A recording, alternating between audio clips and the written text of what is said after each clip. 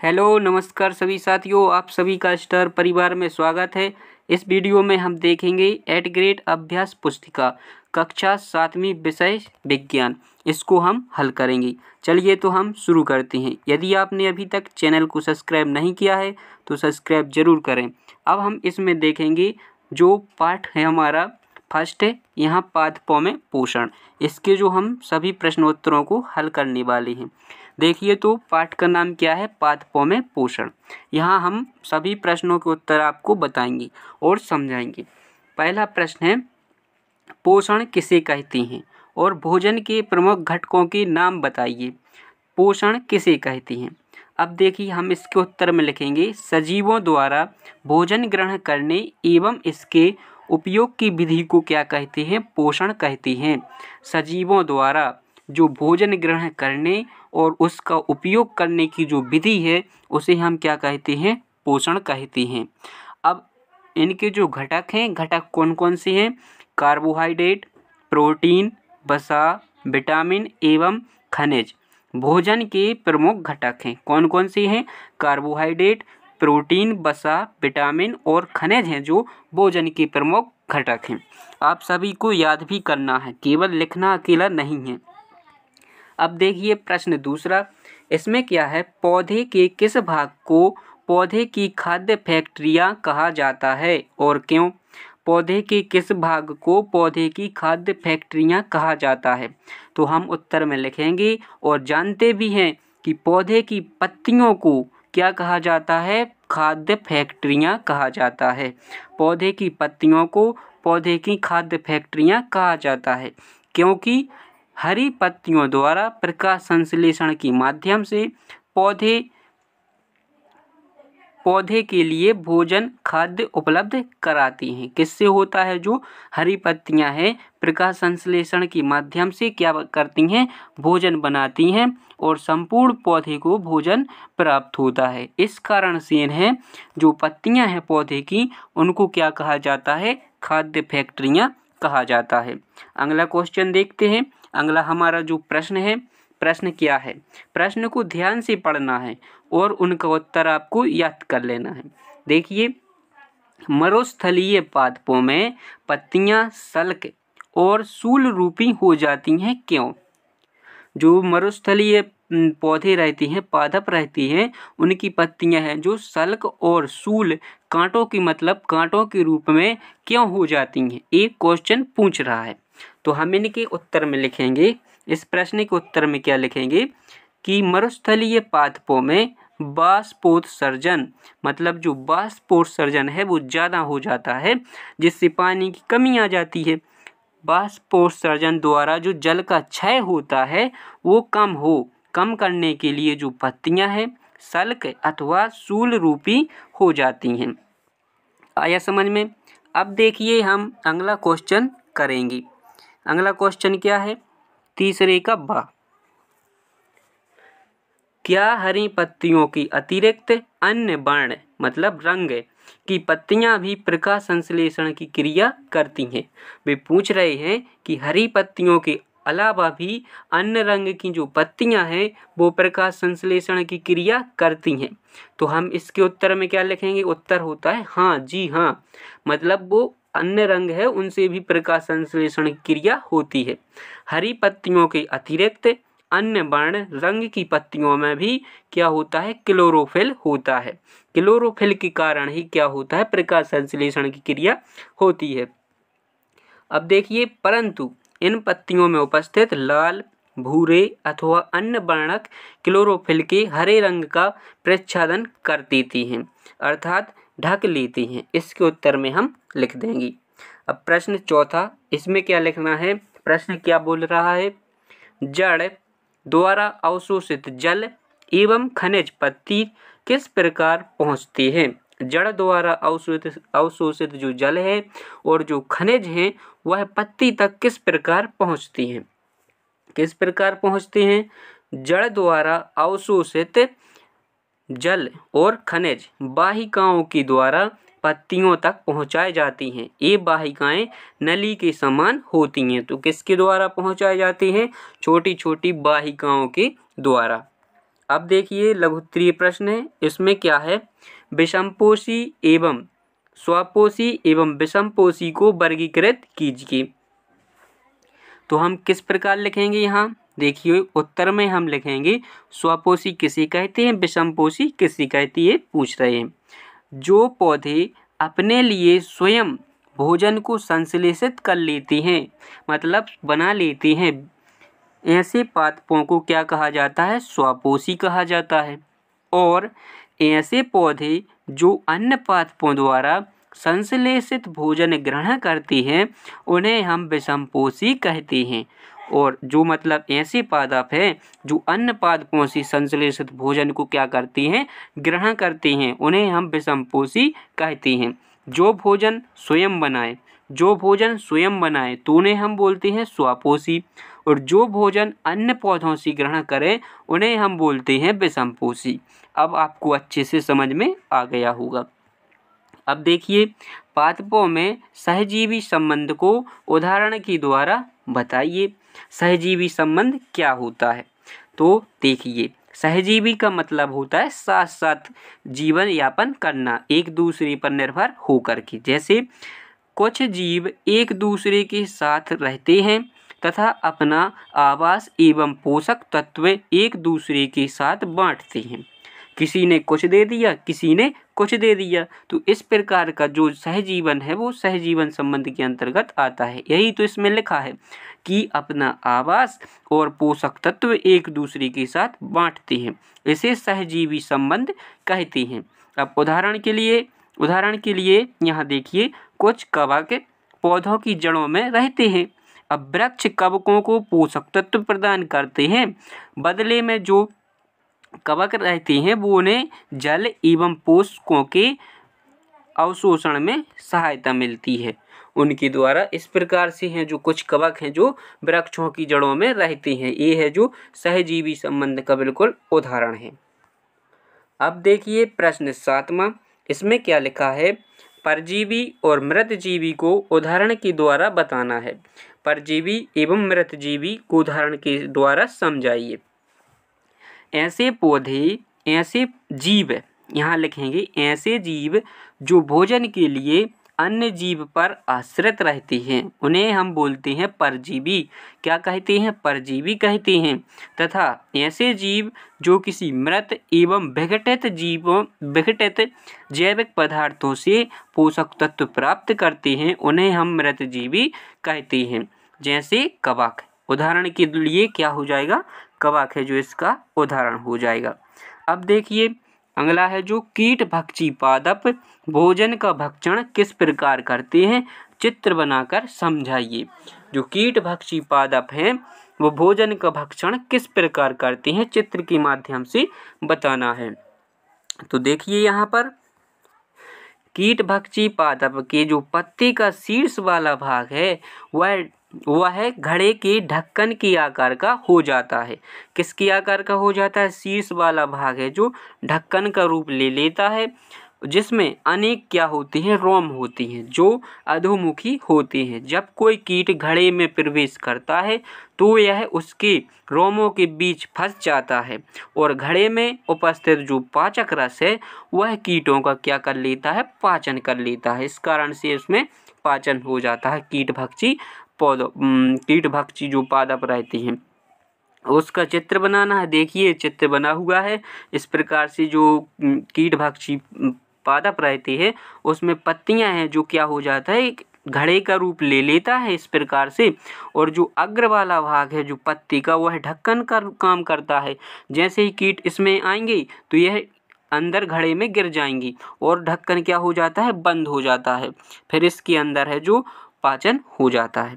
अब देखिए अगला क्वेश्चन है, प्रकाश संश्लेषण क्रिया का व्यवस्था चित्र समझाइए और समीकरण द्वारा इसे व्याख्या करना है। तो देखिए प्रकाश संश्लेषण क्या है, सूर्य के प्रकाश की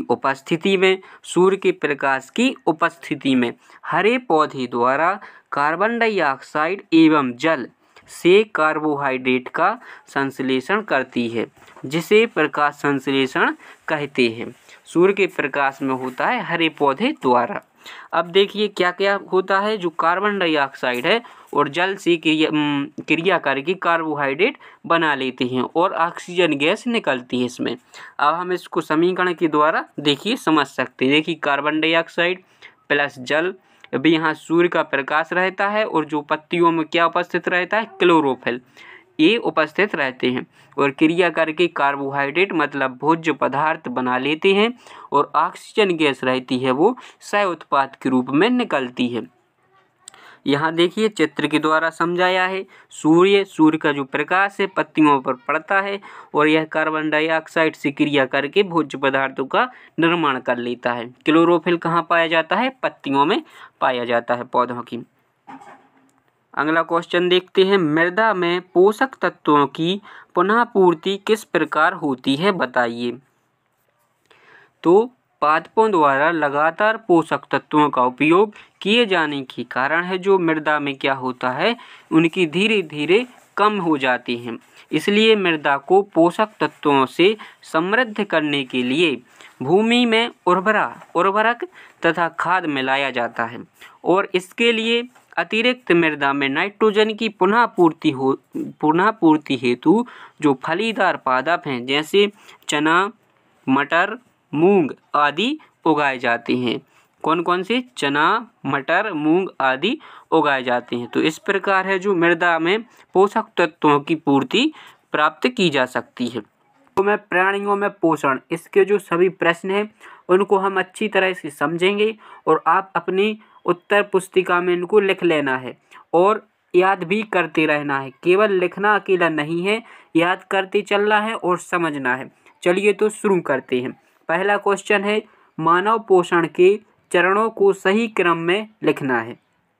जो मानव पोषण के चरण है, कितने चरण में पाचन होता है पोषण का, वो हम यहाँ इनका क्या करना है, क्रमबद्ध तरीके से लिखना है। देखिए तो यहाँ हम उत्तर में लिखेंगे मानव पोषण के चरणों का सही क्रम निम्नानुसार है। अब यहाँ लिखा है पाचन, अंतःग्रहण, अवशोषण, निष्कासन, स्वांगीकरण। जो सही क्रम है वो हमें यहाँ बताना था। क्या क्रम है, सबसे पहले अंतःग्रहण, भोजन को हम मुंह के द्वारा अंदर लेंगे, फिर है उसका पाचन, फिर उसका होगा भोजन का अवशोषण, जो अपशिष्ट पदार्थ उनको हम शरीर से बाहर निकाल देंगे और जो भोज्य पदार्थ हैं उनका पाचन हो जाता है, अवशोषण हो गया। उसके बाद होगा स्वांगीकरण, फिर निष्कासन। निष्कासन में अपशिष्ट पदार्थ हैं जो उनको हम त्याग देते हैं शरीर से। अब देखिए अगला क्वेश्चन, इसमें क्या है, पाचन में सहायक जो ग्रंथियां हैं उनके नाम बताने हैं। तो ग्रंथियां कौन कौन सी हैं, लाला ग्रंथि, यकृत, अग्नाशय में सहायक ग्रंथि हैं, इनके नाम हो जाएंगे। अब देखिए क्वेश्चन तीसरा, यहाँ लिखा है आमाशय की जो कार्य प्रणाली है, पित्ताशय कहाँ निर्मित होता है, पित्त कहाँ निर्मित होता है और यह भोजन के किस घटक के पाचन में सहायता करता है। इतना क्वेश्चन था। क्वेश्चन को हमें अच्छी तरह से पढ़ना है, फिर हम उसका उत्तर लिखेंगे। देखिए तो आमाशय ग्रसिका से खाद्य प्राप्त करता है। जो ग्रसिका रहती है वह आमाशय से जुड़ी रहती है। जैसे ही हम मुंह से क्या करते हैं, भोजन करते हैं, तो वह ग्रसिका के माध्यम से आमाशय तक पहुंच जाता है। अब आमाशय का जो आंतरिक स्तर है, श्लेष्मल, हाइड्रोक्लोरिक अम्ल तथा पाचक जो रस रहता है स्रावित करता है, छोड़ता है। अब जो पाचक रस है जो प्रोटीन को क्या करता है, सरल पदार्थों में विघटित कर देता है, सरल पदार्थों में उन्हें तोड़ देता है।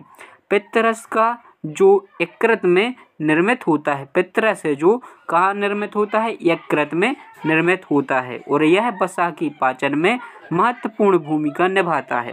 किसके पाचन में, वसा की पाचन में यह महत्वपूर्ण भूमिका निभाता है। अगला क्वेश्चन देखते हैं, चौथा प्रश्न है, इसमें क्या लिखा है। इसके बाद हम देखते हैं अगला प्रश्न, क्या लिखा है, विभिन्न प्रकार के दांतों के नाम बताने हैं। यहाँ दांतों के जो प्रकार होते हैं उनके नाम, पहला है कृतंत, फिर है रदनक, तीसरा लिखेंगे अग्र चवणक, फिर है चवणक। 4 प्रकार के दांत होते हैं, कृदंत, रदनक, अग्रचर्वणक और चर्वणक। अब देखना है प्रश्न अगला, यहाँ लघु उत्तरीय प्रश्न है। प्रश्न 5वां, इसमें क्या लिखा है, शरीर की सबसे बड़ी ग्रंथि का नाम बताइए, इसमें कौन सा रस स्रावित होता है तथा किस घटक के पाचन में सहायक है, ये हमें बताना है। तो हम उत्तर में क्या लिखेंगे, जो सबसे बड़ी ग्रंथि है शरीर की सबसे बड़ी ग्रंथि का नाम क्या है, यकृत। यकृत है जो शरीर की सबसे बड़ी ग्रंथि है। इसमें से पित्त रस स्रावित होता है। क्या स्रावित होता है, पित्त रस स्रावित होता है, जो वसा के पाचन में महत्वपूर्ण भूमिका निभाता है। इस प्रकार से हम जो पूरा लिख देंगे। प्रश्न 6वां, क्या लिखा है, उस कार्बोहाइड्रेट का नाम बताइए जिसका पाचन रूमिनेंट जुगाली करने वाले जानवर द्वारा किया जाता है परंतु मानव द्वारा नहीं, और इनका हमें कारण बताना है इसका। तो वह कार्बोहाइड्रेट कौन सा है, तो उसका नाम क्या है, सेलुलोज। सेलुलोज नामक कार्बोहाइड्रेट का पाचन रूमिनेंट द्वारा किया जाता है परंतु मनुष्य के द्वारा नहीं किया जाता है। अगला देखिए, दीर्घ रोम कहाँ पाए जाते हैं और इसके कार्य लिखना है। उत्तर, दीर्घ रोम कहाँ पाए जाते हैं, जब हमें पता होगा कि दीर्घ रोम कहाँ पाए जाते हैं और उनका हमें क्या लिखना है, कार्य, क्या काम करते हैं। तो जो दीर्घ रोम है वो क्षुद्रांत की आंतरिक भित्ति पर अंगुली के समान उभरी हुई संरचनाएं होती हैं। क्षुद्रांत मतलब जो छोटी आंत होती है उसकी आंतरिक भित्ति पर है जो अंगुली के समान उभरी हुई संरचना होती है, जिन्हें दीर्घ रोम कहते हैं। तो कहाँ पाए जाते हैं दीर्घ रोम, क्षुद्रांत में दीर्घ रोम पाए जाते हैं। अब दीर्घ रोम का काम क्या होता है, इनका कार्य होता है भोजन का अवशोषण करना। भोजन का अवशोषण करना है दीर्घ रोम का कार्य होता है। अगला क्वेश्चन 8वां है। इसमें देखिए क्वेश्चन क्या है, घास खाने वाले जंतुओं की पाचन क्रिया समझाइए। घास खाने वाले जो जंतुएं हैं उनमें पाचन क्रिया को हमें बताना है। अब देखिए, रूमिनेंट यानी घास खाने वाले जंतुओं की छोटी आंत और बड़ी आंत के बीच एक लंबी संरचना होती है जिसे अर्धनाल या सीकम कहते हैं। क्या कहते हैं, अर्धनाल या सीकम कहते हैं। तो भोजन में जो उपस्थित सेलुलोज होता है उसका पाचन कहाँ होता है, सीकम में होता है। तो क्योंकि सीकम में एक विशेष प्रकार का एंजाइम स्रावित होता है जो सेलुलोज का पाचन करता है। इस प्रकार से हमने इसे समझ लिया।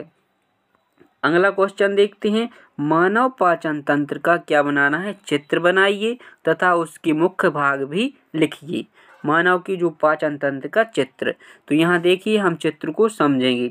चित्र में क्या है, मुंह के द्वारा हम भोजन को ग्रहण करते हैं और ये ग्रसनी है इसके द्वारा यह आमाशय में पहुँच जाता है। आमाशय में भोजन का पाचन होने के बाद यह छोटी आंत में जाता है। छोटी आंत में जो जल है और अपशिष्ट पदार्थ अवशोषित कर लिए जाते हैं और यह भोजन बड़ी आंत के द्वारा हम बाहर निकाल देते हैं, मल त्याग कर देते हैं। अब जो इसके मुख्य भाग हैं, जो पाचन तंत्र के मुख्य भाग हैं वो हमें लिखना है। देखिए, मुंह गुहिका, ग्रसिका, आमाशय, छोटी आंत, बड़ी आंत और ये गुदा द्वार, इसके द्वारा हम अपशिष्ट पदार्थों को बाहर कर देते हैं। क्वेश्चन अगला है, क्वेश्चन क्या है, अमीबा में भोजन का पाचन को चित्र के माध्यम से समझाइए। जो अमीबा है उसमें क्या करना है, भोजन की पाचन को हमें चित्र के द्वारा समझाना है। तो देखिए यहाँ हमने अमीबा का चित्र बनाया है। इसमें जो भोजन की कण हैं वो यहाँ पादाप भित्ति के द्वारा अंदर चले जाते हैं और इनका पाचन हो जाता है। देखिए, तो इसका हमें पाचन बताना है। अमीबा पादाप द्वारा भोजन अंतः ग्रहण करता है। जो खाद्य धानी में फंस जाते हैं वो क्या हो जाते हैं, फंस जाते हैं और खाद्य धानी में ही इनका क्या हो जाता है, पाचक रस स्रावित होते हैं जो खाद्य पदार्थों को सरल पदार्थों में बदल देते हैं। खाद्य दानी में क्या निकलता है, पाचक रस निकलता है जो भोजन को क्या करते हैं, सरल पदार्थों में बदल देते हैं। पचा हुआ खाद्य धीरे धीरे अवशोषित हो जाता है। अवशोषित पदार्थ अमीबा की वृद्धि, रखरखाव एवं गुणन के लिए उपयोग किए जाते हैं। तो इस प्रकार से जो हमने सभी प्रश्नों को हल कर लिया है। अब देखिए पार्ट 2 था जो प्राणियों में क्या है पाचन, इसको हमने क्या कर लिया है पूरा कर लिया है। ये हम जो कक्षा 7 है विज्ञान 8 ग्रेड अभ्यास पुस्तिका को हल कर रही थी। अब हम पार्ट 4 ऊष्मा पर पहुंच चुके हैं। इसके जो सभी प्रश्न हैं उनको हम समझेंगे और आप सभी को लिखकर याद करना है, केवल लिखना नहीं है, लिख करके याद भी करना है। चलिए तो हम शुरू करते हैं। यहाँ देखिए पहला क्वेश्चन, प्रश्न क्या है, प्रश्न को ध्यान से पढ़ना है। सूर्य द्वारा पृथ्वी तक ऊष्मा किस प्रक्रम द्वारा पहुँचती है? जो सूर्य है, सूर्य क्या है ऊष्मा का लगातार स्रोत है, जो ऊष्मा क्या कर रहा है उत्सर्जित कर रहा है। तो जो हमारी पृथ्वी है उस तक ऊष्मा किस प्रक्रम से पहुँचती है? तो उस प्रक्रम का नाम क्या है विकिरण। विकिरण के द्वारा जो सूर्य से पृथ्वी तक ऊष्मा पहुँचती है। अब देखिए अगला प्रश्न है। अगला प्रश्न क्या है, निम्न में से ठंडी व गर्म वस्तुओं को सूचीबद्ध कीजिए। जो ठंडी वस्तुएं हैं उनको क्या करना है, हमें सूचीबद्ध करना है। देखिए हमने लिखा पहले ठंडी वस्तुएं, फिर लिखा गर्म वस्तुएं। ठंडी वस्तुओं में आइसक्रीम, फलों का रस, तलने के लिए उपयुक्त किए बर्तन की हत्थी। और गर्म वस्तुओं में क्या लिखेंगे, चाय के प्याले में रखी चम्मच है जो वो गर्म में लिख देंगे हम। अब देखिए क्वेश्चन तीसरा। क्वेश्चन तीसरा में क्या है, क्वेश्चन तीसरा है इसमें लिखा है सेल्सियस स्केल और फ़ारेनहाइट स्केल। इनको हमें परिसर बताना है, रेंज बतानी है। तो हम उत्तर में लिखेंगे क्या होता है, जो सेल्सियस स्केल में डॉक्टरी थर्मामीटर का जो परिसर होता है वो 35 अंश सेल्सियस से कितना होता है 42 अंश सेल्सियस होता है। कितना होता है 35 अंश सेल्सियस से 42 अंश सेल्सियस होता है। और जो फ़ारेनहाइट स्केल है इसमें डॉक्टरी थर्मामीटर का परिसर होता है 94 से 108 फ़ारेनहाइट। फ़ारेनहाइट 94 से कितना होता है 108 फ़ारेनहाइट होता है। अब सेल्सियस में कितना होता है 35 अंश सेल्सियस से 42 अंश सेल्सियस सेल्सियस स्केल में होता है, और फ़ारेनहाइट में होता है जो 94 से 108 फ़ारेनहाइट। अब देखना है अगला प्रश्न। अगला प्रश्न क्या है, चालक ऊष्मा के चालक और ऊष्मारोधी पदार्थों के नाम बताने हैं। ऊष्मा के चालक मतलब जिन्हें ऊष्मा दें वह गर्म हो जाएं, अपने अंदर से क्या कर लें ऊष्मा को जाने दें, तो वे ऊष्मा चालक कहलाते हैं। और ऊष्मारोधी वे पदार्थ जो ऊष्मा को जाने नहीं देते हैं, जिन्हें ऊष्मा देने पर वह गर्म नहीं होते, तो वो कहलाते ऊष्मारोधी पदार्थ। अब देखिए चालक हैं जो ऊष्मा चालक में देखिए लोहा, तांबा, एल्यूमिनियम, ये हैं जो ऊष्मा के चालक हैं। और ऊष्मारोधी हैं, ऊष्मारोधी कौन कौन है, जैसे लकड़ी, रबर, प्लास्टिक, एक ऐसे पदार्थ हैं ऊष्मारोधी पदार्थ हैं। आप समझ गए होंगे। यदि आपको वीडियो अच्छा लग रहा है तो सब्सक्राइब जरूर करें और अपने दोस्तों को भी शेयर करें। अगला क्वेश्चन देखिए। अगला प्रश्न क्या है, गर्मियों में सफ़ेद रंग या हल्के रंग की और सर्दियों में गहरे रंग की वस्त्र पहनना हमें सुखद लगता है, अच्छा लगता है। क्यों लगता है, गर्मियों में कैसे रंग के, सफ़ेद या हल्के रंग के, और जो सर्दियों में ठंडों के समय में गहरे रंग के हम कपड़े क्यों पहनते हैं, ये हमें क्वेश्चन पूछ रहा है। तो हमें उत्तर में हम क्या लिखेंगे कि गहरे रंग के जो पृष्ठ अपेक्षाकृत अधिक ऊष्मा अवशोषित करते हैं। जो गहरे रंग के कपड़े होते हैं उनका जो पृष्ठ होता है वो अपेक्षाकृत क्या करते हैं, ऊष्मा को अवशोषित कर लेते हैं। इसलिए सर्दियों में गहरे रंग के वस्त्र पहनना हमें सुखद लगता है, अच्छा लगता है। प्रश्न छठवां, इसमें क्या लिखा है, प्रश्न छठवां पूछ रहा है आपसे प्रयोगशाला तापमापी और डॉक्टरी थर्मामीटर के बीच समानताएं और अंतर बतानी है। प्रयोगशाला तापमापी और डॉक्टरी थर्मामीटर के बीच में क्या बतानी है, समानताएं व अंतर। तो समानताएं में क्या है, क्या समानता है कि दोनों का उपयोग हम ताप मापन के लिए करते हैं। किसके लिए करते हैं, तापमापन के लिए होता है। अब अंतर में लिखेंगे, अंतर में क्या लिखेंगे, डॉक्टरी थर्मामीटर का उपयोग मानव शरीर का ताप मापने के लिए किया जाता है। जो डॉक्टरी थर्मामीटर है उसका हम मानव शरीर का ताप मापने के लिए करते हैं, जबकि प्रयोगशाला तापमापी के द्वारा वस्तु का ताप मापा जाता है। किसका मापा जाता है, वस्तु का ताप मापा जाता है। दूसरे में हम क्या लिखेंगे, जो डॉक्टरी थर्मामीटर का परिसर है, इसमें हम परिसर बता देंगे। जो डॉक्टरी थर्मामीटर का परिसर है वह 35 अंश सेल्सियस से 42 अंश सेल्सियस है, और जो प्रयोगशाला का परिसर है वह कितना है, -10 सेल्सियस से 110 सेल्सियस होता है प्रयोगशाला थर्मामीटर का परिसर। क्वेश्चन अगला, नेक्स्ट क्वेश्चन देखिए, ऊष्मा चालन व ऊष्मा संवहन, इसे उदाहरण सहित सब स्पष्ट कीजिए। ऊष्मा चालन, सबसे पहले कौन है, ऊष्मा चालन वह प्रक्रम जिसमें ऊष्मा किसी वस्तु के गर्म सिरे से ठंडे सिरे की ओर क्या होती है, स्थानांतरित होती है। वह प्रक्रम जिसमें ऊष्मा किसी वस्तु के गर्म सिरा है जो उससे ठंडे सिरे की ओर क्या होती है, स्थानांतरित होती है, तो इसे हम क्या कहते हैं, चालन कहलाता है। यह क्या कहलाता है, चालन। गर्म सिरा है, उसके जो ऊष्मा है वह ठंडे सिरे की ओर क्या हो रही, निरंतर स्थानांतरित हो रही है, तो ये क्या कहलाता है, चालन कहलाता है। ठोसों मतलब जो धातुएं रहती हैं उनमें क्या होता है, ऊष्मा संचरण चालन द्वारा होता है।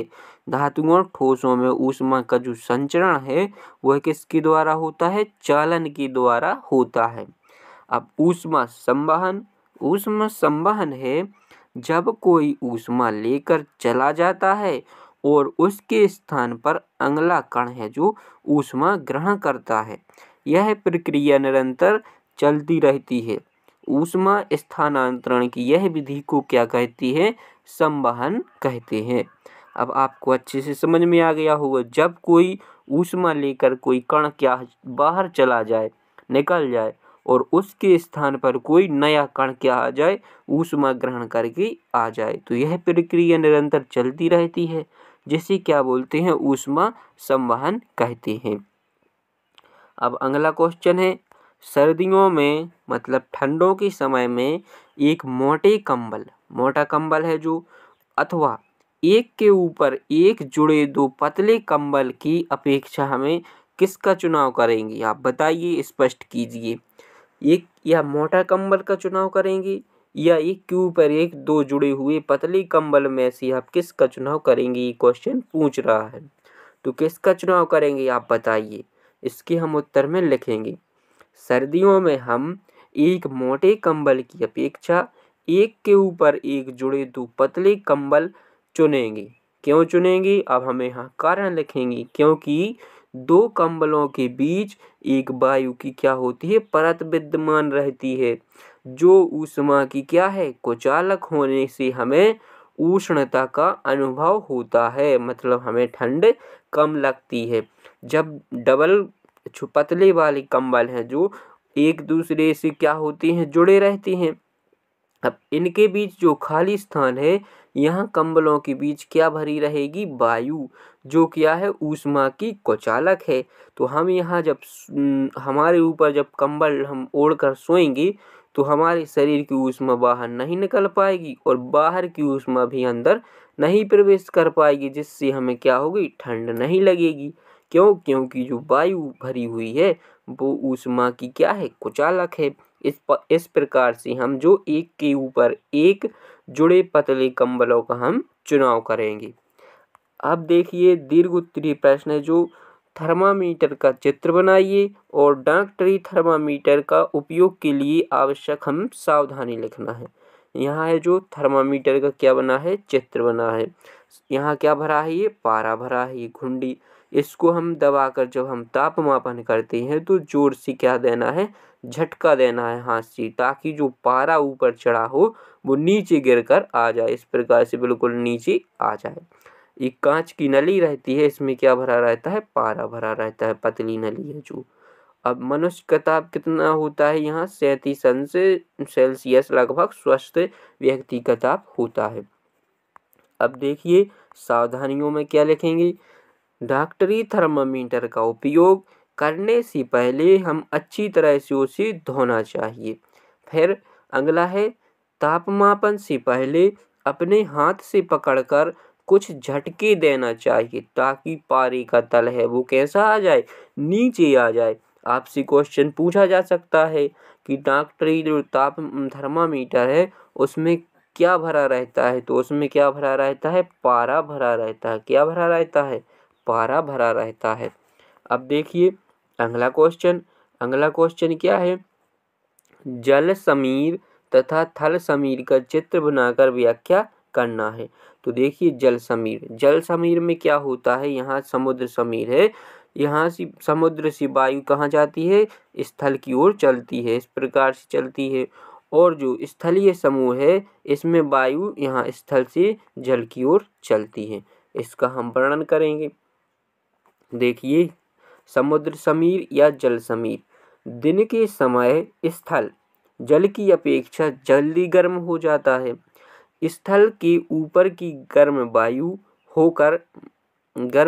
वायु है जो गर्म होकर ऊपर उठती है और इसका स्थान लेने के लिए समुद्र की ओर से ठंडी वायु स्थल की ओर बहती है। समुद्र से स्थल की ओर बहती है ठंडी वायु। देखिए ये समुद्र है, समुद्र से स्थल की ओर क्या बह रही है, ठंडी वायु बह रही है। इस प्रकार से तो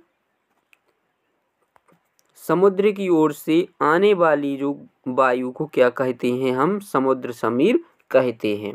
अब इसका उल्टा हो जाएगा थल समीर। थल समीर में क्या होता है, जब समुद्र का जल स्थल की अपेक्षा धीमी गति से क्या होता है, ठंडा होता है। समुद्र का जल होता है जो स्थल की अपेक्षा से धीमी गति से ठंडा होता है, इसलिए स्थल की ओर से ठंडी वायु है जो समुद्र की ओर क्या होने लगती है, चलने लगती है। यह थल समीर कहलाता है। अब देखिए आगे क्या देखना है, आगे चलिए तो हम देखते हैं पहला क्वेश्चन क्या लिखा है। क्वेश्चन पहला है, नीले लिटमस पत्र को एक विलयन में डुबोया गया है और यह क्या हो गया है, नीला ही रहता है। तो लिटमस पत्र में कोई परिवर्तन ना होने का हमें कारण देना है कि उसमें कोई परिवर्तन क्यों नहीं हुआ। तो क्यों नहीं हुआ परिवर्तन, क्योंकि लिटमस पत्र में कोई परिवर्तन ना होने का कारण है विलयन का क्या होना, उदासीन होना। विलयन कैसा है, वह उदासीन है। ऐसा विलयन ना तो अम्लीय होता है और ना ही क्या होता है, क्षारीय होता है। जो विलयन उदासीन होता है उनमें लिटमस पत्र का जो रंग रहता है वह परिवर्तित नहीं होता है। ये बात आपको ध्यान रखना है। अब देखिए यदि आप चैनल पर नए हो तो चैनल को सब्सक्राइब जरूर करें और अच्छा लग रहा है वीडियो तो अपने दोस्तों को भी शेयर करें। क्वेश्चन दूसरा है, कपड़े पर लगे हल्दी के दाग को साबुन से धोने पर वह कैसा हो जाता है, लाल हो जाता है।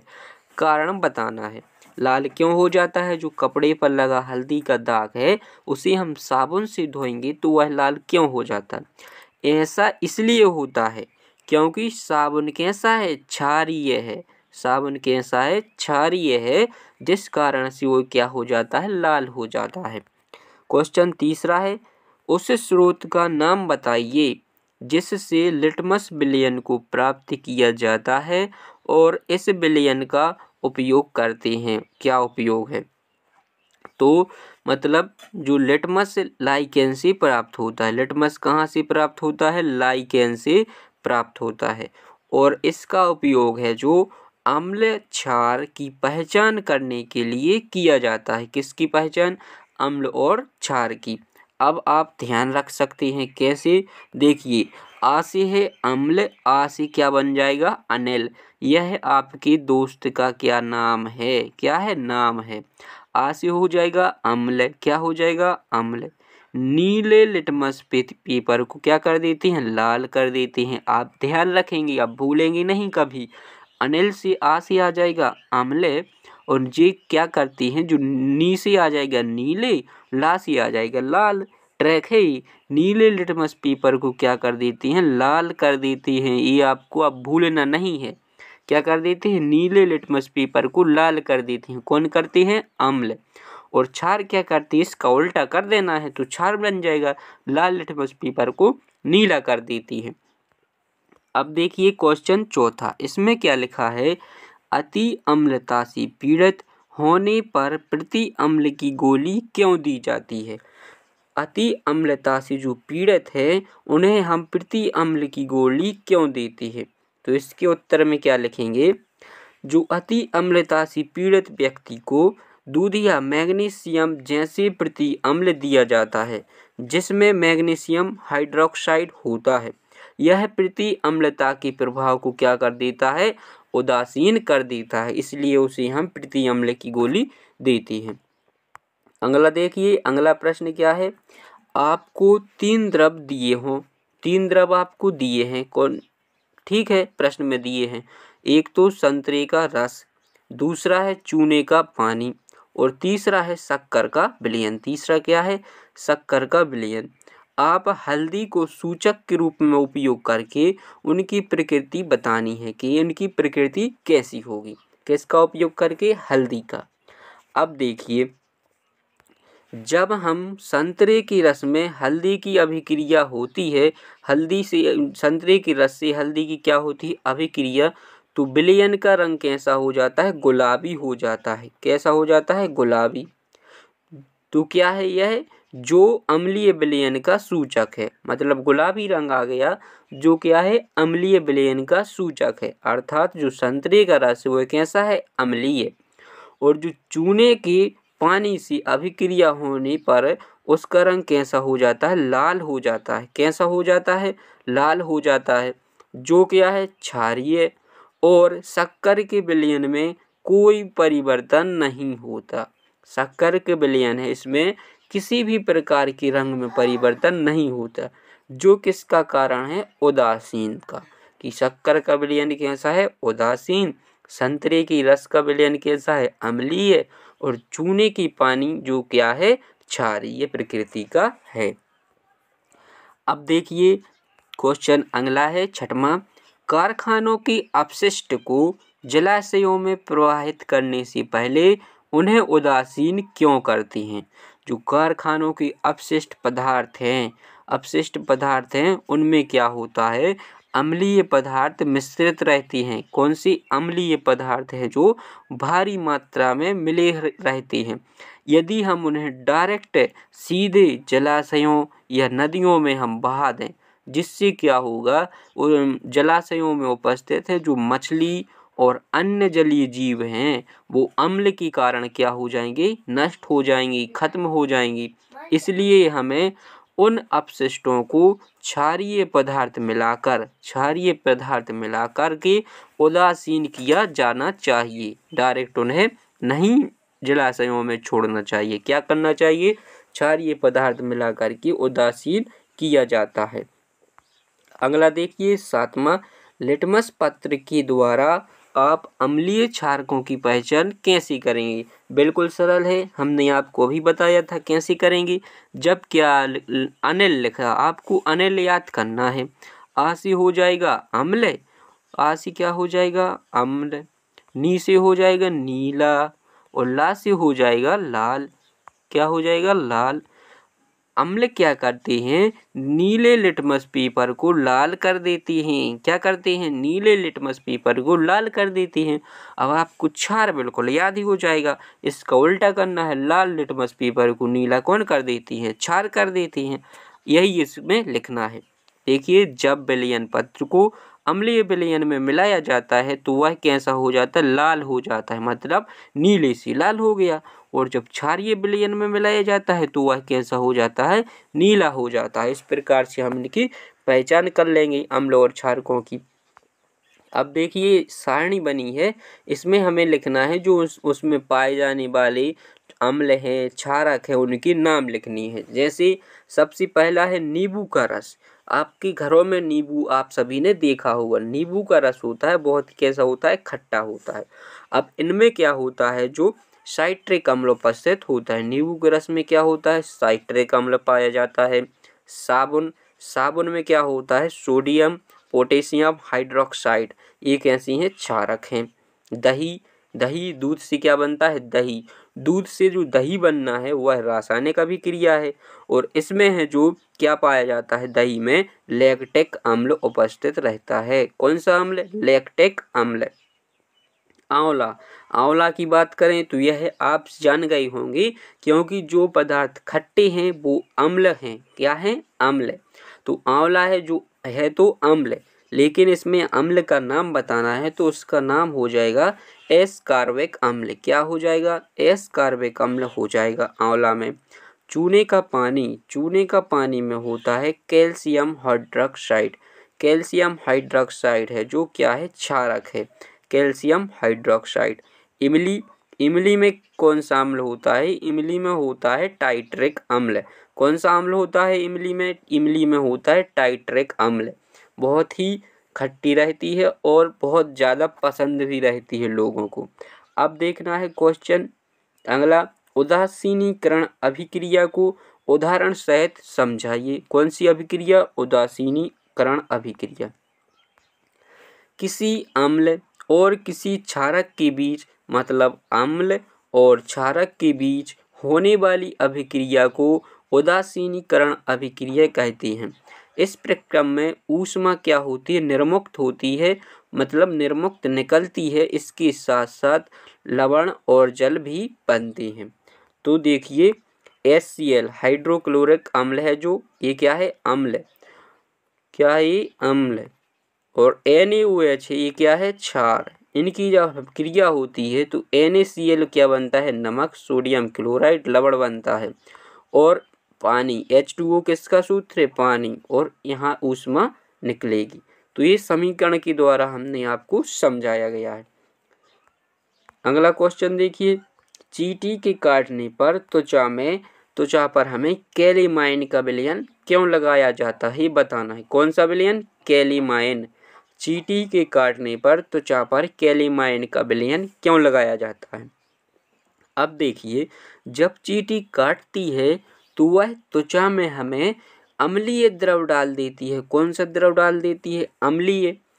डंक के प्रभाव को कम करने के लिए, ताकि हमें दर्द कम हो, इसे कम करने के लिए कैलीमाइन विलयन का हम त्वचा पर लगाते हैं। जो कैलीमाइन विलयन है उसे हम कहाँ लगाते हैं, त्वचा पर लगाया जाता है। आपको आया समझ में। अब देखिए, अम्ल और क्षार में अंतर बतानी है। बिल्कुल सरल बच्चों वाले क्वेश्चन पूछ रहे हैं। अम्ल और क्षार में अंतर हम नहीं लिख पाएंगे क्या, क्यों नहीं लिख पाएंगे, देखिए सबसे पहले एक तरफ हम लिखेंगे अम्ल, दूसरी तरफ लिखेंगे क्षार। पहला अंतर लिखेंगे, अम्ल स्वाद में खट्टे होते हैं और क्षारक हैं जो स्वाद में कैसे होते हैं, कड़वे होते हैं। अब अम्ल है जो नीले लिटमस पेपर को क्या कर देती हैं, लाल कर देती हैं, और क्षार हैं जो लाल लिटमस पेपर को क्या कर देते हैं, नीला कर देती हैं। बिल्कुल आपको ये बिल्कुल नहीं भूलोगे कि कौन लाल को नीला करता है और कौन नीले को लाल कर देता है। और अम्ल हैं जो कैसे होते हैं, चिकने नहीं होते हैं, और जो क्षार होते हैं, क्षार साबुन जैसे चिकने होते हैं। कैसे होते हैं, साबुन जैसे चिकने होते हैं क्षार। अब देखिए आगे क्या है, गुड़हल के पुष्प द्वारा बने सूचक से आप तालिका की पहचान कैसे करेंगे, ये अगला क्वेश्चन है। तो सारणी बनी हुई है, इसमें हमें उनकी बतानी है। पदार्थ दिए हैं, सूचक का पदार्थ पर क्या प्रभाव पड़ता है और पदार्थ की प्रकृति क्या है, तो इनको हम देखते हैं। क्या दिया है, नींबू का रस। नींबू का रस है, इसमें है जो सूचक का प्रभाव क्या हो जाएगा, गुलाबी हो जाएगा, गहरा गुलाबी। इसका मतलब यह क्या है, अम्लीय। शैम्पू है, शैम्पू का जो प्रभाव है वो क्या हो जाएगा, सूचक का हरा हो जाएगा। इसका मतलब है इसकी प्रकृति कैसी है, क्षारीय है। अब जो शक्कर का विलयन है, इसमें क्या होता है, रंग नहीं बदलता, कोई परिवर्तन नहीं आता। और जो नमक का विलयन है, इसमें भी क्या होता है, जो कोई परिवर्तन नहीं आता है। तो ये दोनों कैसी हैं, उदासीन है। कैसी हैं, उदासीन। चूने का पानी है, इसमें हरा हो जाता है, तो ये कैसा है, क्षारीय प्रकृति का है। सोडा युक्त वाटर, इसका रंग भी हरा हो जाता है, तो ये भी कैसा है, क्षारीय प्रकृति का है। और नल का जल है, कौन सा, नल का जल है, इसमें भी रंग परिवर्तित नहीं होता, तो ये कैसा है, उदासीन है। कैसा है, उदासीन है। इस प्रकार से हमने जो हमारा जो चैप्टर था उसको हमने कंप्लीट कर लिया। विज्ञान 8 ग्रेड अभ्यास पुस्तक को हल कर रहे थे। जो हमारा जो पाठ का नाम है भौतिक एवं रासायनिक परिवर्तन, इस पर हम पहुंच चुके हैं। इसके आप सभी को उत्तर, प्रश्नों के उत्तर भी मिलेंगे और हम समझाते हुए आपको आगे बताएंगे। और आपको केवल लिखना नहीं है, इनको याद भी करते चलना है। चलिए तो हम देखते हैं पहला क्वेश्चन। क्वेश्चन क्या है, निम्नलिखित भौतिक एवं रासायनिक परिवर्तनों में हमें वर्गीकृत करना है। कुछ उदाहरण दिए हैं, उनको हमें भौतिक परिवर्तन और रासायनिक परिवर्तन में बताना है। तो भौतिक परिवर्तन क्या होते हैं, ऐसे परिवर्तन जिनकी भौतिक गुण क्या हो में परिवर्तन ना हो, तो वे भौतिक परिवर्तन कहलाती हैं। जैसे मोम का पिघलना, केवल मोम है वो पिघल रही है, तो ये भौतिक परिवर्तन होता है। जल में शक्कर का घोल, जल में क्या होता है, शक्कर का घोल है, भौतिक परिवर्तन का उदाहरण है। और रासायनिक परिवर्तन है, इसमें क्या होता है, नए पदार्थ का निर्माण होता है और मूल गुण है, जो पहले की गुण है वो क्या हो जाते हैं, बदल जाते हैं। जैसे भोजन का पाचन, कोयले का जलना, क्या है, भोजन का पाचन, कोयले का जलना, एक ऐसी परिवर्तन है, रासायनिक परिवर्तन है।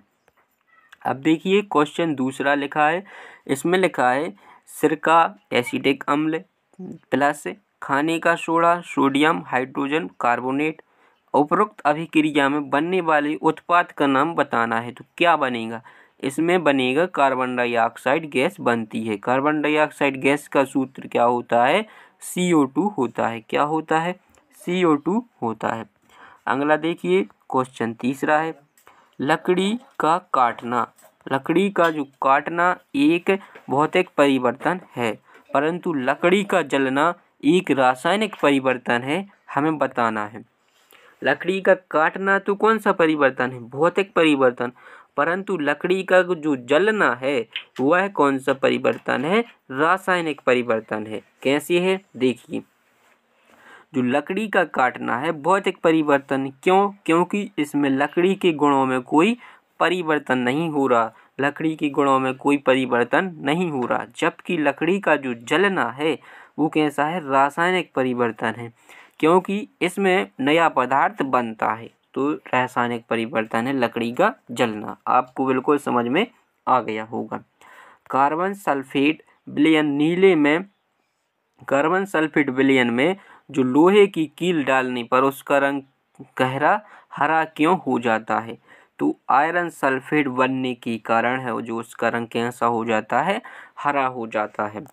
अगला क्वेश्चन देखिए, क्वेश्चन 5 है, इसमें लिखा है मैग्नीशियम फीते को जलाने पर अवशेष के रूप में श्वेत भस्म प्राप्त होती है, यह किस प्रकार का परिवर्तन है, परिवर्तन को समीकरण के द्वारा बताइए।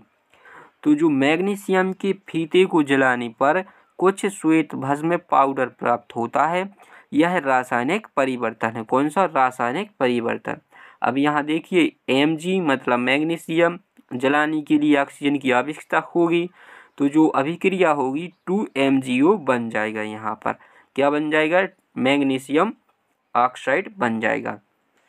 अब देखना है क्वेश्चन अगला, भौतिक और रासायनिक परिवर्तन में अंतर स्पष्ट कीजिए।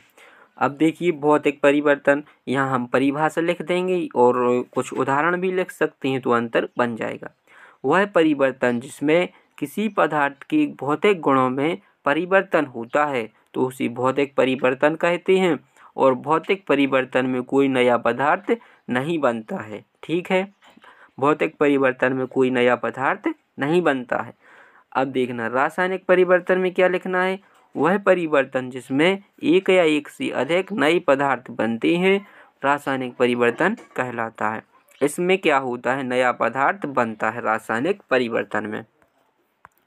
क्वेश्चन 7, रासायनिक परिवर्तन में उत्पाद बनने के लिए अतिरिक्त कौन कौन सी घटनाएं हो सकती हैं, हम कैसे पता लगा सकते हैं कि ये रासायनिक परिवर्तन होगा।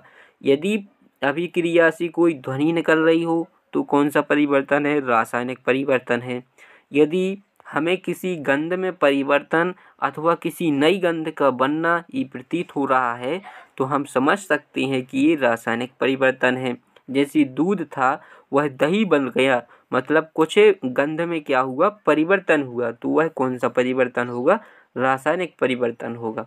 यदि रंग में परिवर्तन हो रहा है तो भी रासायनिक परिवर्तन होगा। क्या? रंग में परिवर्तन हो रहा है तो रासायनिक परिवर्तन होगा। यदि आप किसी गैस का क्या कर रहे हैं? अनुभव कर रहे हैं। आप किसी गैस का अनुभव कर रहे हैं या नई गैस बन रही है तो वह भी कैसा परिवर्तन होगा? रासायनिक परिवर्तन होगा। आप अच्छे से समझ गए होंगे।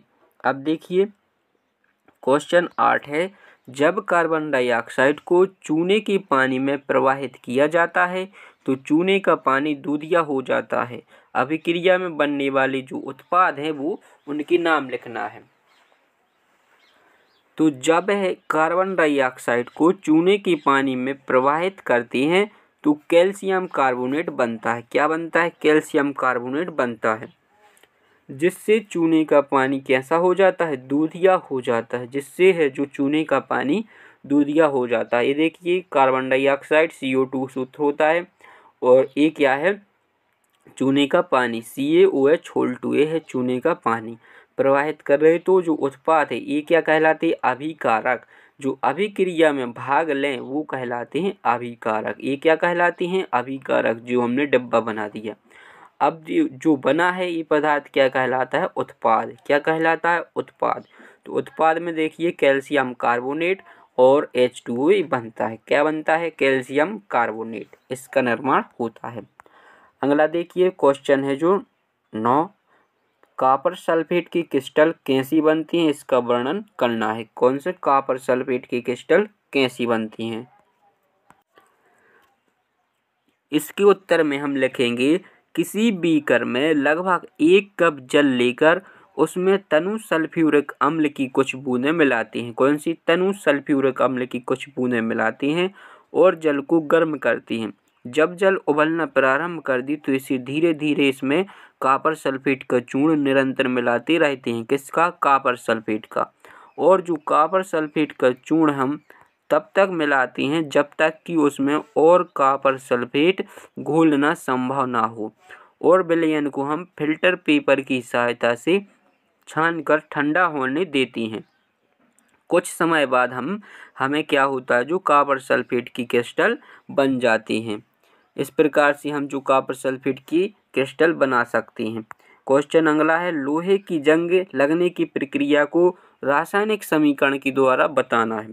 देखिए तो जंग लगने की प्रक्रिया को निम्न समीकरण के द्वारा हम व्यक्त करते हैं। देखिए लोहा ऑक्सीजन और जल के साथ यह क्रिया करके आयरन ऑक्साइड बना लेता है, मतलब आयरन ऑक्साइड है जो जंग है। इसमें हम समीकरण के द्वारा देखते हैं, तो समीकरण के द्वारा कैसे देखेंगे? ये देखिए लोहा Fe प्लस O2 मतलब ऑक्सीजन प्लस H2O मतलब पानी, ये क्रिया करके क्या बनाते हैं?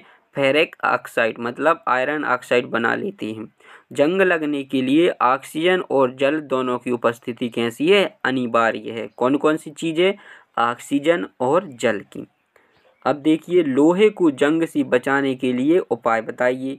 क्या उपाय हम कर सकते हैं? तो लोहे की वस्तुओं पर नियमित रूप से पेंट अथवा ग्रीस की हम परत चढ़ाते रहना चाहिए। नियमित रूप से वार्निश करना चाहिए और ग्रीस आदि की परत हमें लगानी चाहिए, बनाती रहना चाहिए ताकि उन पर जंग ना लगी। अगला देखिए लोहे के ऊपर क्रोमियम अथवा जस्ता जिंक जैसी धातुओं की परत चढ़ाई जा सकती है। इसके द्वारा भी हम लोहे को जंग से बचा सकते हैं। अगला है जो तीसरा गैल्वेनाइजेशन, गैल्वीकरण है, जो यह सदलेपन भी कहते हैं। इससे लोहे की वस्तुओं पर जंग नहीं लगती है। इस प्रकार से जो हमारा जो चैप्टर था उसको हमने अच्छी तरह से कंप्लीट कर लिया है। यदि आपको वीडियो पसंद आया हो तो चैनल को सब्सक्राइब जरूर करें और अपने दोस्तों को भी शेयर करें। इसमें हम कक्षा 7 है जो विषय विज्ञान, इसकी 8 ग्रेड अभ्यास पुस्तक का जो पाठ है जीवों में श्वसन, इस पर हम पहुंच चुके हैं। इसके सभी प्रश्नों को हम समझेंगे और आप यहाँ से लिख सकते हैं और लिख कर के आप उनको याद करना है, केवल लिखना अकेला नहीं है, उनको याद भी करना है। चलिए तो जो पहला क्वेश्चन है उसे देखते हैं। पहला क्वेश्चन है, कॉकरोच के शरीर में श्वसन किसके द्वारा होता है? जो कॉकरोच का शरीर है उसमें श्वसन किसके द्वारा होता है? तो देखिए, कॉकरोच के शरीर के पार्श्व भाग में क्या होती हैं? छोटे छोटे छिद्र होते हैं जिनके माध्यम से कॉकरोच के शरीर में श्वसन होता है। पार्श्व भाग में क्या होते हैं?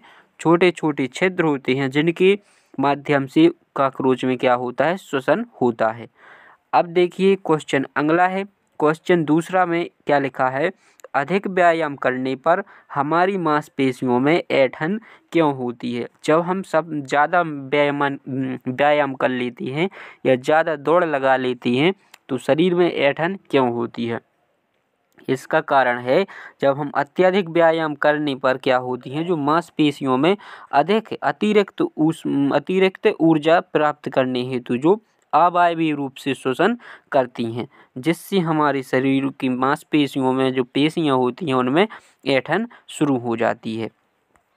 क्वेश्चन तीसरा है, इसमें एक तालिका बनी है। अब इसमें हमें बताना है कि श्वसन दर तीव्र होगी या सामान्य होगी। इस प्रकार से हमें तालिका में लिखना है। जब हम बैठकर पढ़ते हैं, जब हम केवल बैठकर पढ़ते हैं तो यहाँ पर जो श्वसन है वो किस प्रकार होगी? तो बिल्कुल सामान्य होगी, क्योंकि हम कोई भारी काम नहीं कर रहे हैं जिससे हमें श्वसन की दर तीव्र हो।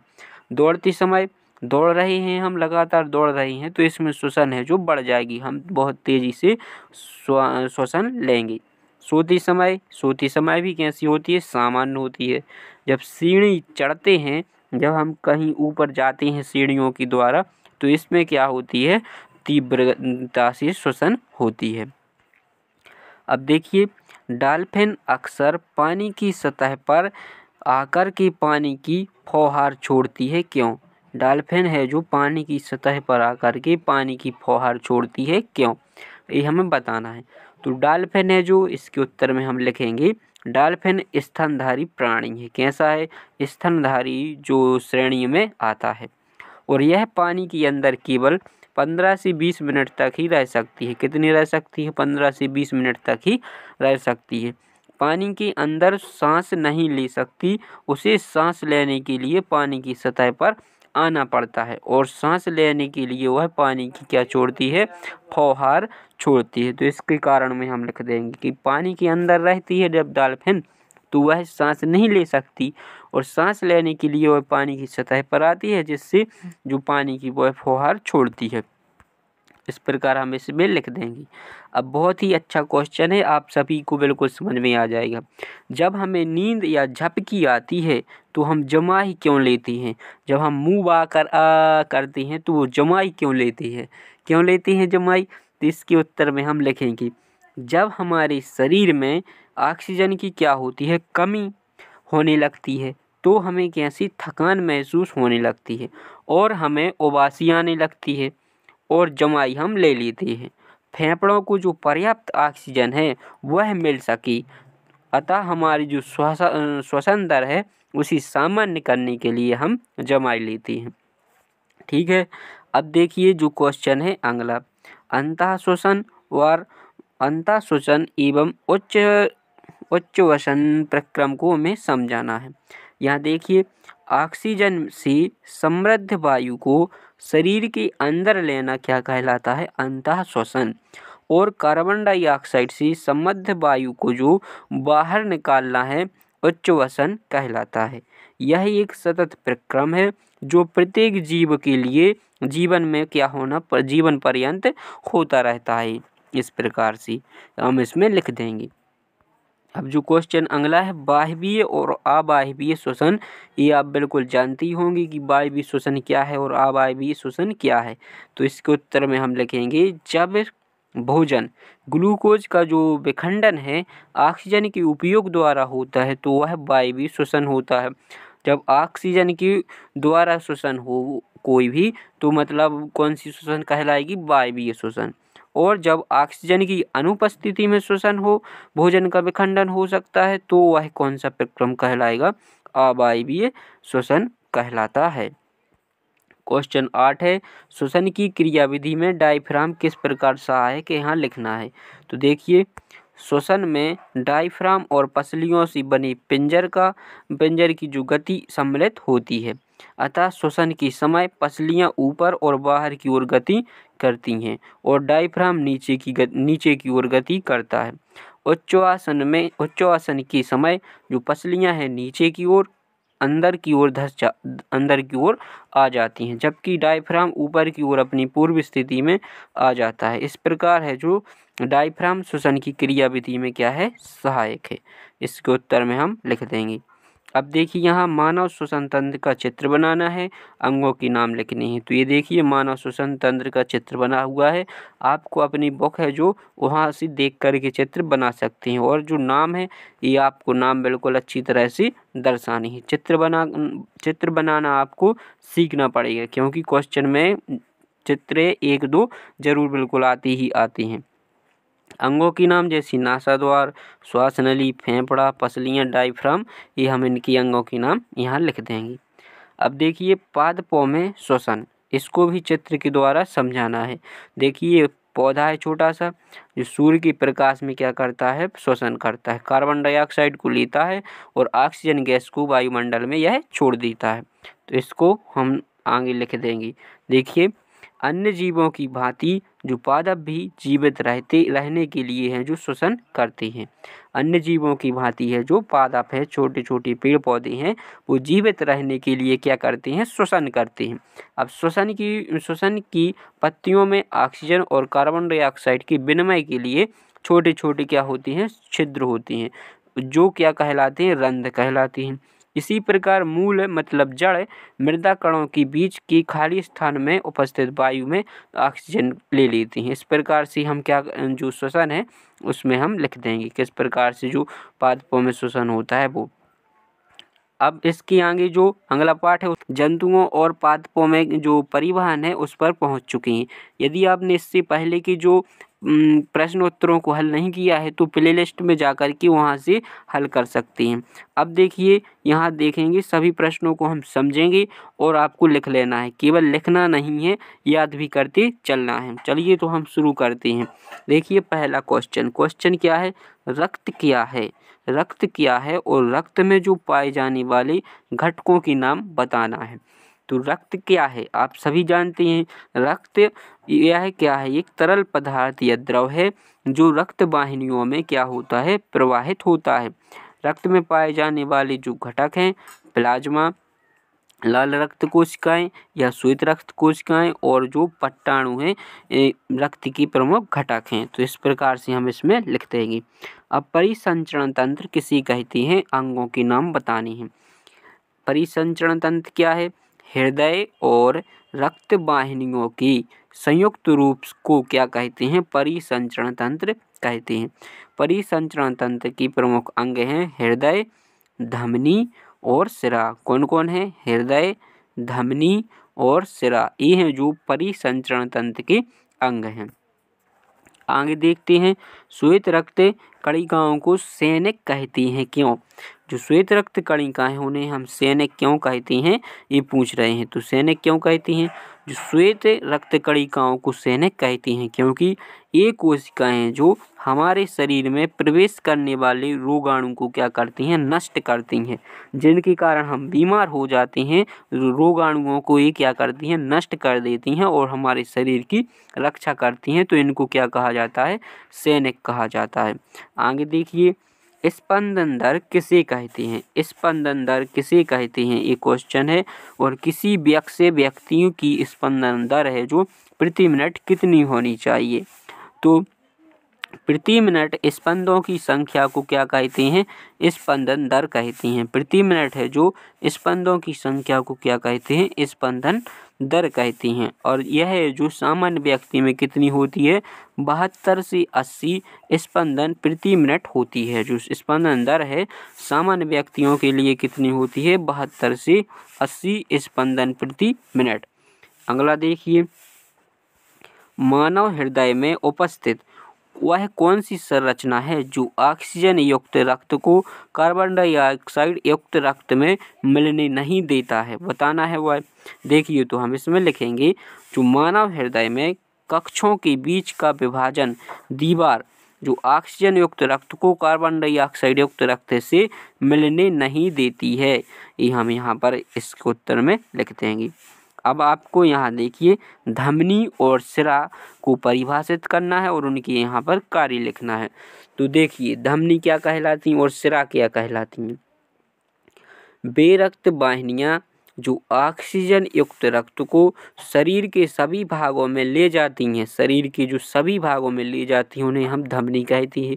और कौन से रक्त को, ऑक्सीजन युक्त रक्त को। तथा वे रक्त वाहिनियाँ जो कार्बन डाइऑक्साइड रक्त को शरीर के सभी भागों से वापस कहाँ लाती हैं, हृदय में लाती हैं, उन्हें हम सिरा कहते हैं। क्या कहते हैं, सिरा। जो ऑक्सीजन युक्त रक्त को ले जाएं उन्हें कहते हैं हम धमनी, और जो कार्बन डाइऑक्साइड युक्त रक्त को शरीर से वापस लाएं उन्हें हम कहते हैं सिरा। समझ गए। अब देखना है धमनी की दीवारें मोटी एवं प्रत्यास्थ होती हैं, क्यों? चूँकि रक्त प्रवाह तेजी से और अधिक दाब पर होता है, इसलिए जो धमनी की दीवारें हैं वो मोटी एवं लोचदार होती हैं। कैसा होता है, जो रक्त का प्रवाह होता है वो तेजी से और अधिक दाब से होता है, इस कारण से जो धमनी की दीवारें हैं वो कैसी होती हैं, मोटी और लोचदार होती हैं। स्टेथोस्कोप का चित्र बनाइए और उसके कार्य बताने हैं। जो डॉक्टर लिए रहते हैं, गले में डाले रहते हैं, वो क्या कहलाता है, स्टेथोस्कोप कहलाता है। इसका हमने यहाँ चित्र बना दिया है, आप इससे अच्छा भी चित्र बना सकती हैं। अब देखना है इसका कार्य क्या होता है। स्टेथोस्कोप से हम क्या नापते हैं, स्पंदन को मापा जाता है ताकि हृदय की स्थिति को आकलित किया जा सके कि हृदय की स्थिति किस प्रकार से प्रभावित है, तो इसके द्वारा है उसका मापन, स्पंदनों का मापन किया जाता है। अगला देखिए, अगला क्या है, परिसंचरण तंत्र का चित्र बनाना है और यहाँ पर लिखना है। देखिए तो यहाँ आप परिसंचरण तंत्र का चित्र बना सकते हैं, नामांकित चित्र बनाना है। यहाँ आप बुक से चित्र बनाएंगे।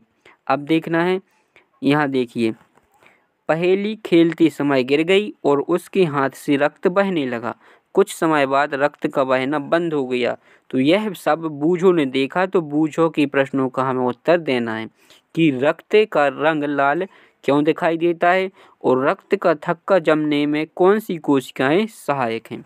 देखिए रक्त में रक्त का लाल रंग क्यों होता है, तो हीमोग्लोबिन की उपस्थिति के कारण है जो रक्त का कैसा रंग होता है, लाल रंग का होता है। और जो रक्त का थक्का है इसके जमने के लिए कौन सी कोशिकाएं सहायक हैं, तो इसके जमने के लिए हैं जो कोशिकाएं पट्टाणु, इन्हें हम प्लेटलेट्स बोलते हैं। तो ये बिल्कुल सहायक होती हैं रक्त का थक्का जमाने के लिए। अगला क्वेश्चन है, अगला क्वेश्चन यहाँ आपको मानव उत्सर्जन तंत्र, जो मानव उत्सर्जन तंत्र है इसका चित्र बनाना है, नामांकित। अब देखिए उत्सर्जन, जो मानव उत्सर्जन तंत्र है इसमें जो अपशिष्ट पदार्थ हैं उनके हमें नाम बताने हैं। तो कौन कौन सी पदार्थ को हम उत्सर्जित करते हैं, तो कोई भी व्यक्ति है जो सामान्यतः 24 घंटे में 1 से 1.8 लीटर है जो क्या करता है, मूत्र उत्सर्जित करता है। अब मूत्र में जो अपशिष्ट पदार्थ होते हैं 95% होता है जल और 2.5% होता है क्या, यूरिया, और 2.5% अन्य अपशिष्ट उत्पाद होते हैं। अब अगला क्वेश्चन है, अगला क्वेश्चन क्या है, पादपों में जल एवं खनिज के परिवहन को नामांकित चित्र से समझाइए। जल और खनिजों की परिवहन को बताना है। तो पादप हैं जो मूल जड़ों की द्वारा क्या करती हैं, जल और खनिजों को क्या करते हैं, अवशोषित करते हैं। क्या करते हैं, अवशोषित करते हैं। और पादपों में मृदा से जल और पोषक तत्वों की परिवहन के लिए जो संवहन ऊतक होते हैं उन्हें क्या कहते हैं, जाइलम। जो जाइलम ऊतक होते हैं वो क्या करते हैं, नीचे से जल और खनिजों को ले लेते हैं और पूरे पौधे के भागों को पहुंचाने का काम करते हैं जाइलम। इसी प्रकार से जो पत्तियों में, जो पत्तियों के द्वारा भोजन बनाया है, भोजनों को संश्लेषित किया गया है, इस भोजन को पादप के सभी भागों में ले जाने का काम कौन करते हैं, फ्लोएम करते हैं। कौन करते हैं, फ्लोएम। तो इस प्रकार जाइलम और फ्लोएम पादपों में पदार्थों का क्या करते हैं, परिवहन का काम करते हैं। तो इस प्रकार से जो हमारा चैप्टर था उसको हमने कंप्लीट कर लिया है। यदि आपको वीडियो पसंद आया हो तो चैनल को सब्सक्राइब जरूर करें और अपने दोस्तों को भी शेयर करें।